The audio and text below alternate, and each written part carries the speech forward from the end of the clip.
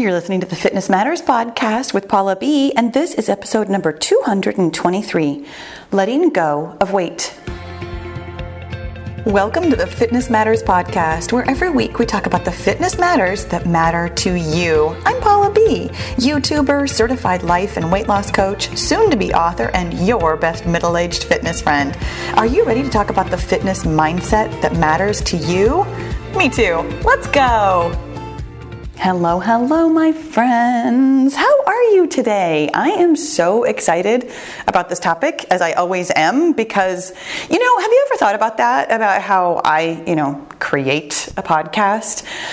I don't just, have a list of topics and kind of come to them humdrum, like, gee, I guess I'll talk about this. I very frequently have a list of topics, and then on the day of recording, I'm like, nope, I got something else I want to talk about. This is actually one of those times. I had a whole podcast that will probably still come to light at some point, but I was listening to a podcast yesterday, and it's wildly unrelated. It's How to Make Money as a Life Coach by Stacey Boehman, and it was not related to weight loss. It was not related to really anything, but she said something in just this certain way that my brain was like, I gotta talk about this. So that's what we're talking about today. But hey, before we get going, let me tell you really quickly about this month's book club, because I'm also, speaking of really excited, this is, especially as compared to last month, How Emotions Are Made, this book, How to Live the Best Story of Your Life by Bob Litwin, is really simple to read, very easy to digest.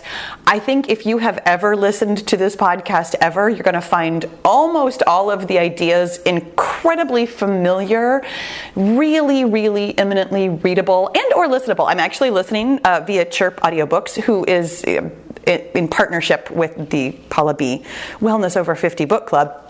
And you can get, if you are a brand new Chirp user, you can get $5 off of your first purchase in the US or Canada with the code PAULA5. That's PAHLA and the number 5.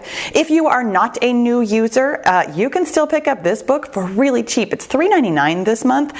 And that's what Chirp does. They put books, like big popular books, on limited time discounts, which is so phenomenal because you don't have to have any kind of subscription or any kind of like ongoing relationship with them, and you can get books for really cheap.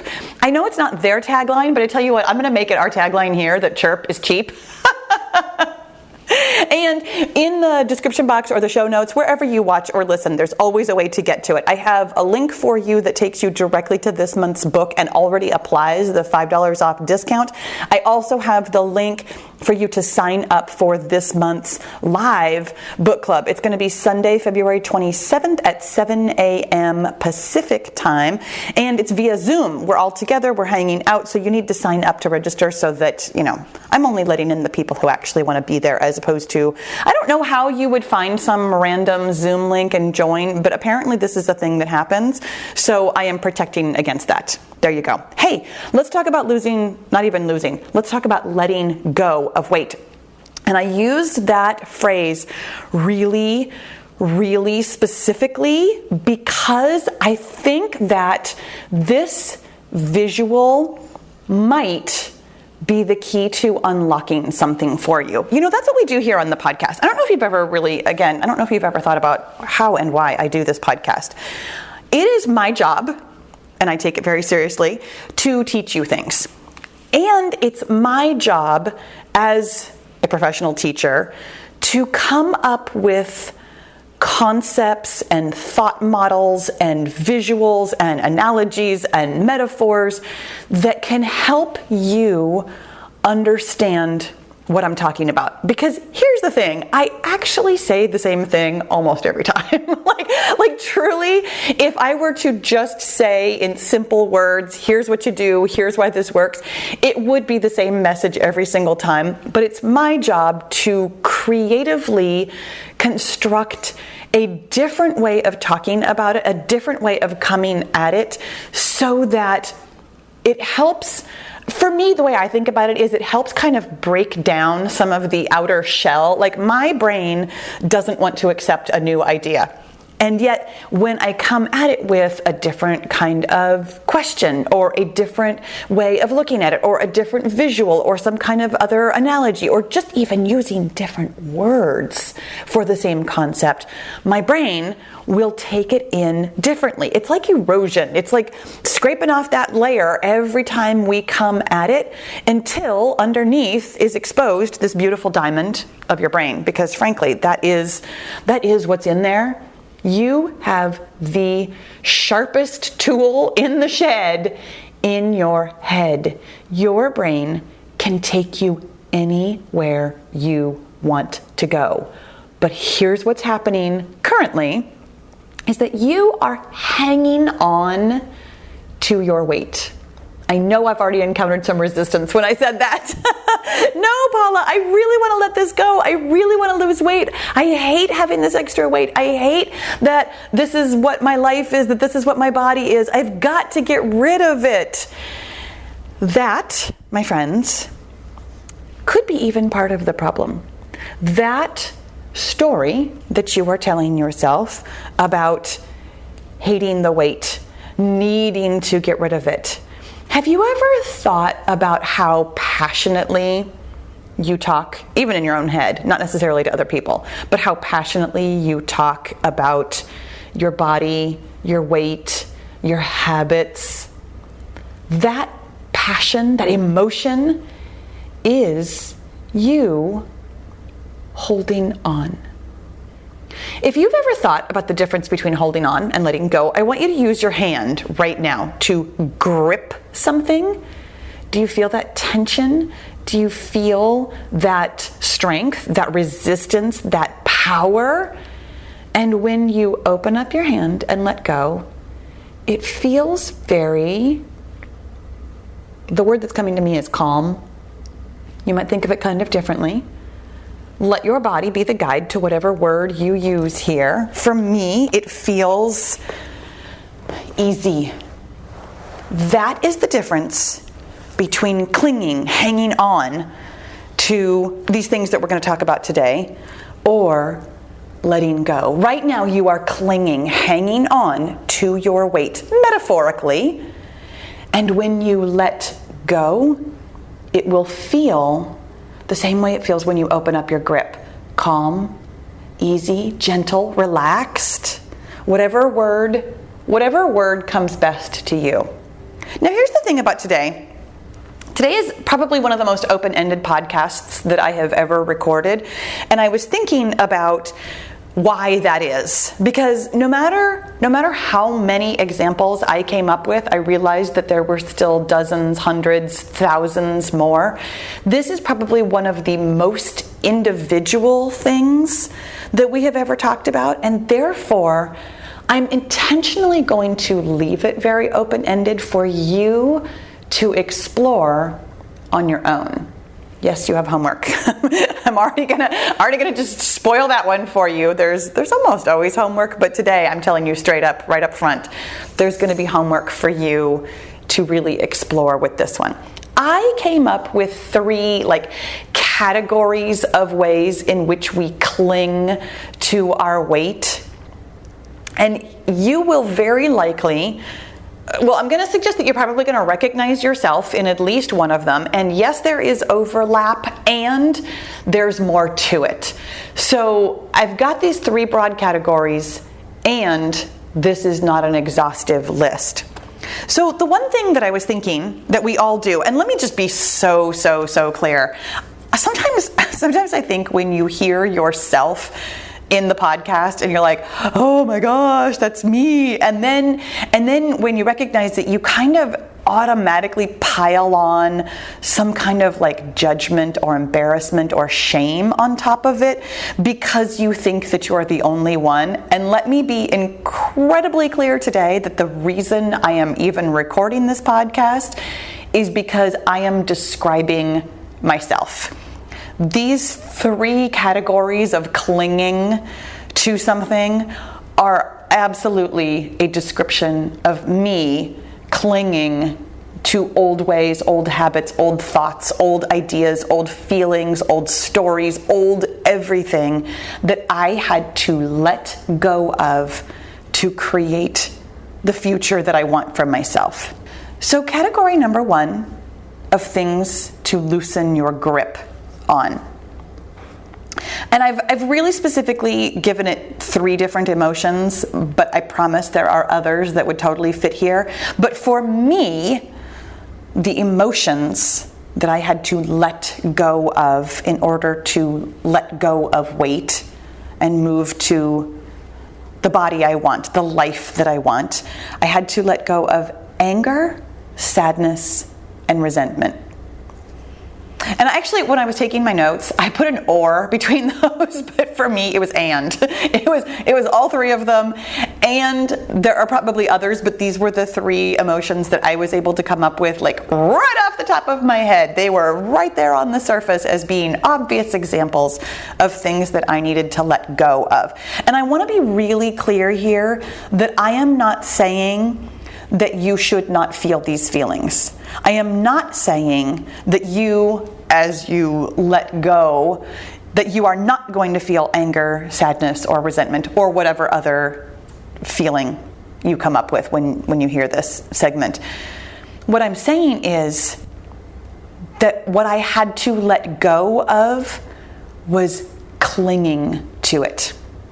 Now, here's the thing that's really funny, especially if you have listened to this podcast for a while. I have talked about my relationship with the feeling of anger, how I had a lot of fear about it, lots of childhood stories about anger and what it means and how it presents and what happens to people who are in the path of it, and all kinds of stories about anger that were not serving me. And my relationship with anger was such that I did not allow myself to feel it fully.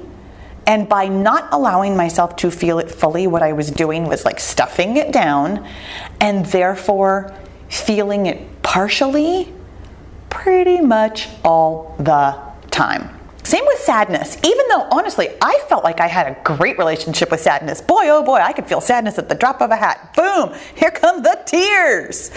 But I was doing the same thing with sadness and with resentment, that I was feeling it low grade pretty much all the time. Not all the time, like really, really all the time, but so frequently, so often, I found that I would ruminate on these topics. I would ruminate on the things that were happening that I thought created the feeling for me. What was creating the feeling, of course, was the continuation of those thoughts. The thought creates the feeling every single time. This is the point in the podcast in which I'm going to send you over to listen to How to Change, where we talk very clearly and for the entire podcast about how your thoughts always create your feelings, which always drive your actions, which therefore, of course, get you results.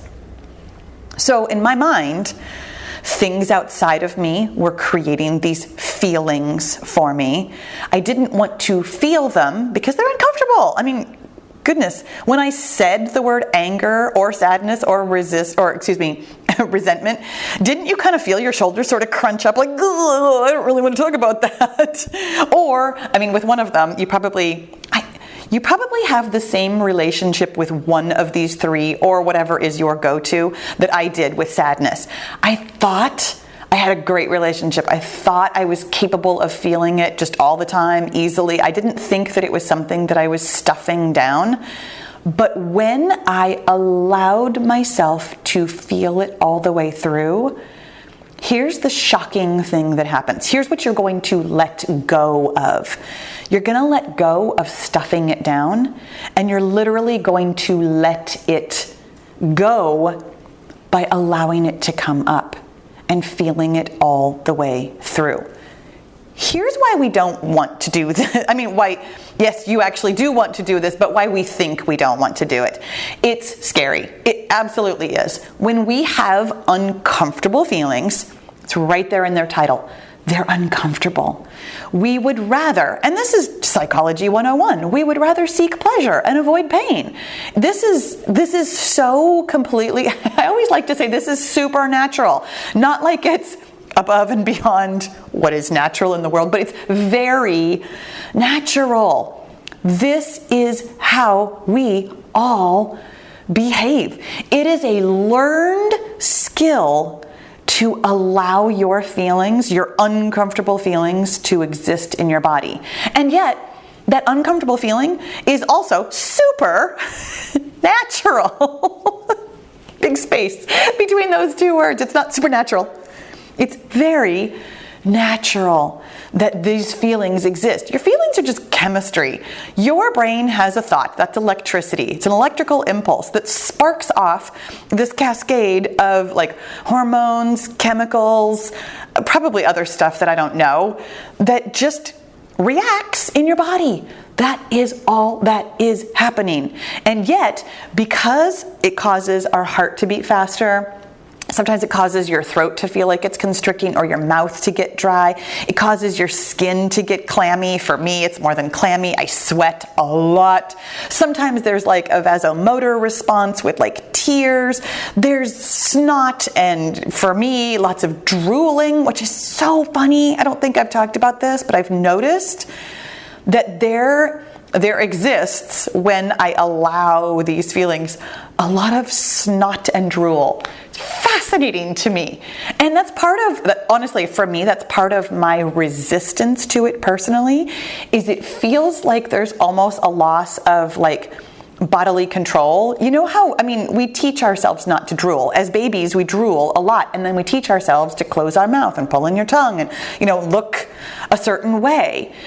By allowing those responses, the snot to flow, the tears to flow, the drool to flow, it feels like a loss of bodily control, and in that sense almost a loss of dignity that, again, adds to that fear, that resistance of wanting to feel these feelings. But here is the best news that I can offer you in the world. All of your feelings are temporary. They come up. You allow your body to do its chemical thing, and then it dissipates every single time with every single emotion. Now, here's what I'm going to tell you, because you're like, no, that's not true. I have felt the same sadness about X, Y, or Z. Yes. When you have like a thought again, you can create that feeling again. Absolutely. I'm not saying if you feel sadness once, you're never going to feel sadness again. Of course you're going to feel sadness again. But it will also come up and dissipate. It's wildly unrelated, but it's something that I've been saying to myself that feels really helpful. So I'm offering it to you as a helpful thought. Longtime listeners will understand my longtime issues and ongoing issues with keeping my house clean. I don't love to clean my house, but I love to have a clean house. And the thing that I think, one of the things that stops me from cleaning my house, and this is so ironic, but it's the thought of, well, it's just going to get dirty again anyway. It's a really unhelpful thought, by the way, to think that there's no point in doing whatever it is that you're doing, and that's a global thing that I'm telling you. This is just good life advice. When you think that there's no point, you won't do whatever it is that you also simultaneously want to do, because you want that thing, you want that result, you want that feeling of having that result in your life. But here's what I remind myself of as I am vacuuming. It feels so good when my house is clean because it's temporary. The only way we know what something is by contrast to what it isn't. Again, that is general life advice. The reason sadness feels so sad is because we know what happiness is. The reason anger feels so angry is because we know what calm feels like. The reason resentment feels so resentful is because we know what gratitude feels like. The reason things feel the way they feel is because they're temporary and because there's a flip to that coin. Reminding myself of the temporariness of every single one of my feelings, and knowing that any feeling, no matter how uncomfortable it is, has an opposite that I am also capable of feeling. Reminding myself of those really basic principles is what helps me let go of the resistance to feeling them. Letting go of resistance to your emotions will allow you to let go of weight. We all have different ways of dealing with different emotions, but I'm going to hand you this idea that lots of us, for lots of reasons, stuff down our emotions with a couple of different things. We stuff down our emotions quite literally with food, frequently, lots of us. We also, and here I am raising my hand, stuff down my uncomfortable emotions with over-exercise. I also stuff down my emotions by playing on my phone. I stuff down my emotions by sitting on the couch and watching TV, by avoiding, resisting, trying to feel them. I do other things that have caused other results in my life. I mean, for me, it's not always about my weight. And I imagine that as I'm saying this, you can picture other results you have created for yourself in your life from this stuffing down. One of our more obvious ones is weight gain, but it's not the only byproduct of the stuffing down. When you let go of that resistance to feeling, your feelings will also let go. They will come up and they will release, they will dissipate. And then you can move forward. You will find yourself not doing the behaviors that have created weight gain in your life when you allow your feelings. The second category is letting go of the idea of yourself as a certain person, or a certain type of person, really specifically. This one for me was a little trickier to hear. I laid these out for you in the order in which I discovered them for myself. Your journey through letting go is going to be your own journey, and that's why I'm offering this podcast to you of this open-ended, here is where you can explore for yourself. For me, I didn't really think that I had these preconceived notions of myself. We all do, though. This is also Psychology 101. This is how your brain works. It categorizes things.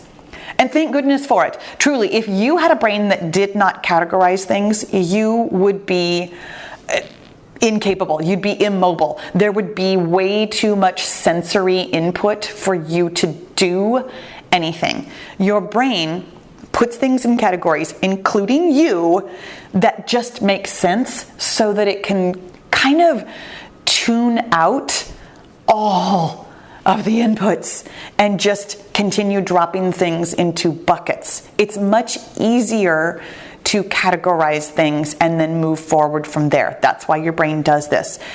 It's very difficult to notice your own categories. Because your brain operates this way so automatically, until you start exploring on purpose, you truly might not know how much you have pigeonholed yourself. And I say this, again, with love. You don't pigeonhole yourself on purpose. You didn't wake up one day and was like, I'm going to limit myself. like this is just how your brain works. It's completely normal, completely okay. It's supernatural. And you can overcome it by recognizing it.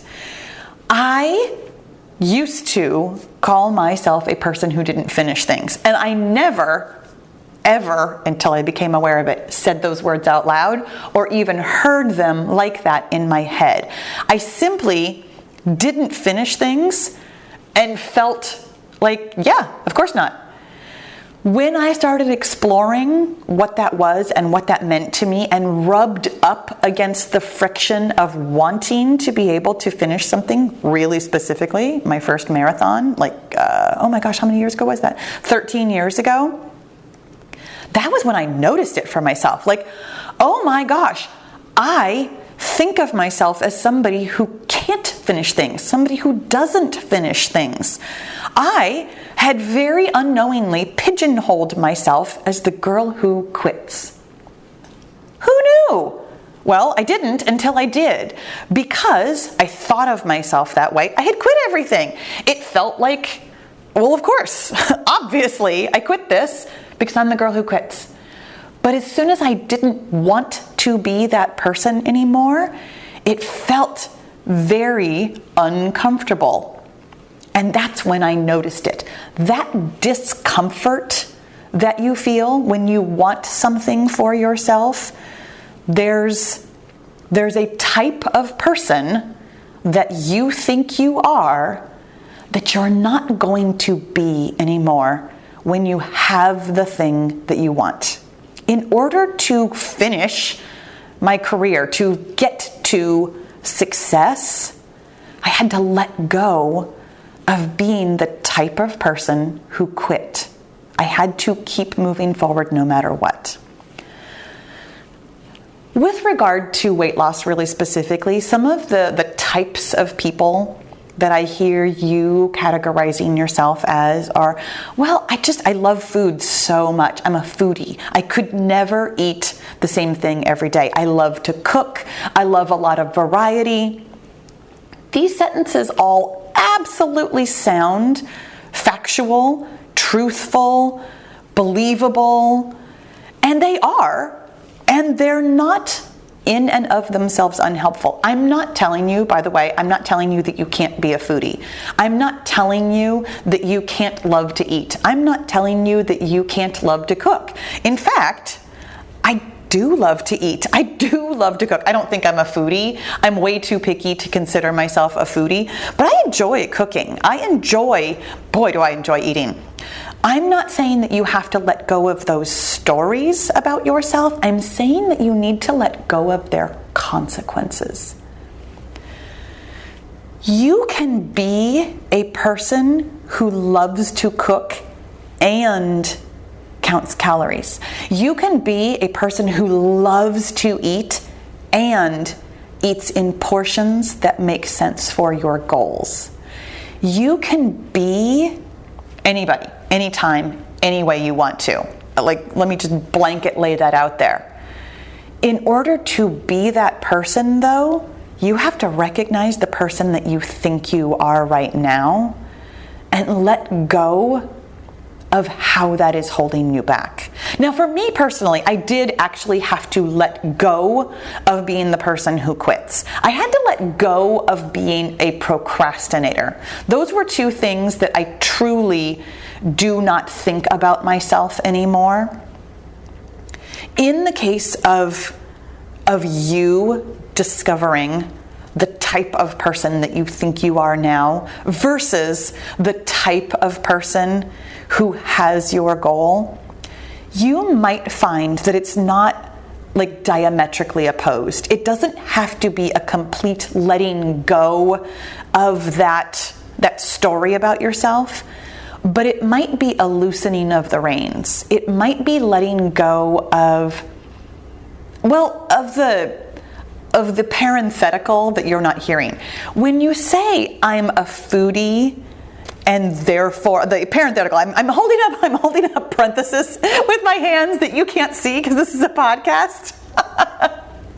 But the parenthetical there is, and that means I eat too much, or and that means I have a hard time counting calories, or and that means that losing weight is difficult for me. Like, there's a parenthetical that you have to let go, that you are going to want to let go, that's going to feel really good to let go of. And simultaneously, you can retain the parts of yourself that feel good and helpful and are not blocking you from the thing that you want. The third category, and this one honestly is still kind of hard for me to talk about because I'm still finding it in my life. I'm still finding resistance to feeling feelings also, and I am still butting up against all three of these. I don't know why this one's so hard. Well, I do. I know exactly why this one's so hard. This one felt the most comfortable. Giving this up felt like letting go of my baby blanket. It felt like letting go of my childhood in so many ways, and that's because this category, letting go of feeling sorry for yourself, helplessness, powerlessness, and blaming other people. For lots of us, this is our childhood. For lots of us, this is the only way that our parents looked at the world. For lots of us, this was the first story we heard. It was the overarching story of the way the world works in all caps. For me personally, feeling sorry for myself was a story that I heard from both of my parents about their own view of their lives, which came from their parents, which came from their parents, I assume. I feel like learned helplessness, powerlessness, blaming other people, and feeling sorry for yourself is so common and so pervasive and so hard to let go of. I vividly remember the moment when it was pointed out to me, even though I can't remember the exact thing that I was saying in which it was pointed out to me. I'm going to tell you this story. So my husband and I were out for a long run, training for something or other several years ago at this point, because I have not run that long in a really long time.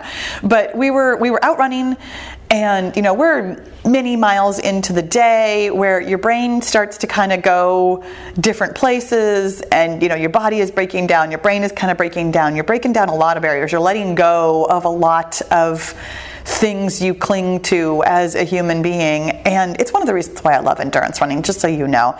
But we were talking about business, and I said something, and if I had to guess, I would say it was something like, this is hard for me because, or this is harder for me than other people because, but I don't know if I said it exactly like that. And I was making some correlation to something that my dad had done or said when I was a kid, or like something about my dad's worldview. Like I was making this correlation between like, oh my gosh, this is what I have always seen from my childhood, and here's how it's showing up for me.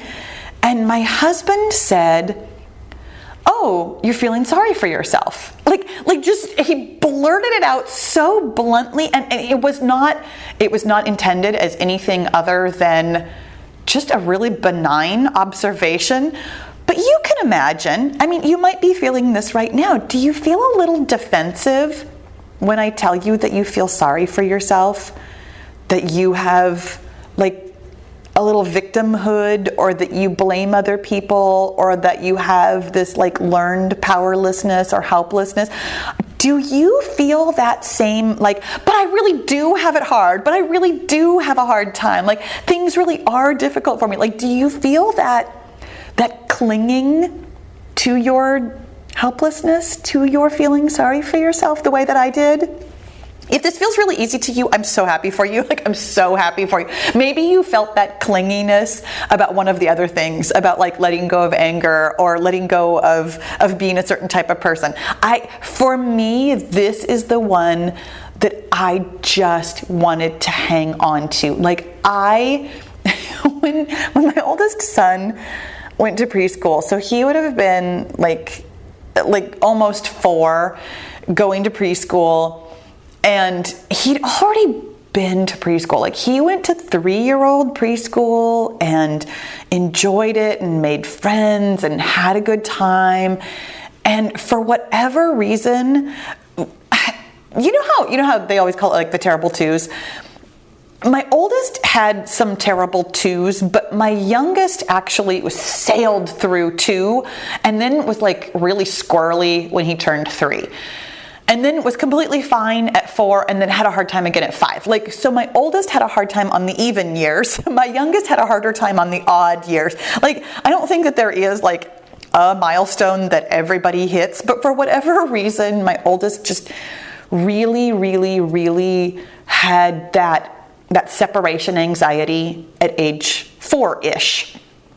So I remember taking him to preschool, and the preschool teacher, who was a friend of ours, like, he had been to her house, he was friends with her kid, like, this was not some stranger in a strange land situation, but he just really struggled with it. So my friend would come over and she would literally peel his fingers off of me and hold him. I mean, like, hugged him and loved him and helped him get involved in things, and like, it was loving, but she literally had to peel him off of me for me to be able to walk out the door. And this is how I felt about letting go of feeling sorry for myself. It felt like the thing that I wanted to do more than anything in the world. And letting go of it has allowed me to see my own potential. Here's the thing that I want you to hear. Yes, things might be hard for you. Yes, certain situations might feel powerless or helpless or like you are a victim, but that comes from your thoughts. I'm going to let that lay there because it's hard to accept sometimes. And when you do, when you accept that you are not a victim, that you are not helpless, that you are not powerless, that you do not have to feel sorry for yourself, you will realize that you have more power than you can possibly imagine. Letting go of feeling sorry for yourself. And here's part of why I think this is hard. Because when you let go of feeling sorry for yourself or victimhood or blaming or being powerless, it means that you are opening your hands and grabbing onto the responsibility of your own destiny. Now, I said grabbing. What you're actually doing is simply placing it in your hands. You get to keep your palms open for this one. It's not grasping. You don't have to grasp your power. It already exists inside of you. When you open up your palms and let go of feeling sorry for yourself, the power will simply come from inside of you and go shooting out of your fingers like lightning bolts. It's huge. It's huge and it's scary, and sometimes I still just want to grasp my fingers back together and hang on to feeling sorry for myself, because it's so comforting and so much easier than having unlimited power.